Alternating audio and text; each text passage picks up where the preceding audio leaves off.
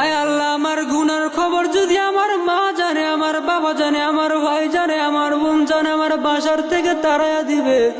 আয় আল্লাহ, আমার গুনার খবর তুমি জানার পরে তুমি আমার খানা বন্ধ করো নাই, বাতাস বন্ধ করো নাই। আয় আল্লাহ, তুমি আমার গুনার খবর জানার পরে তুমি আমার চলাফেরা বন্ধ করো নাই।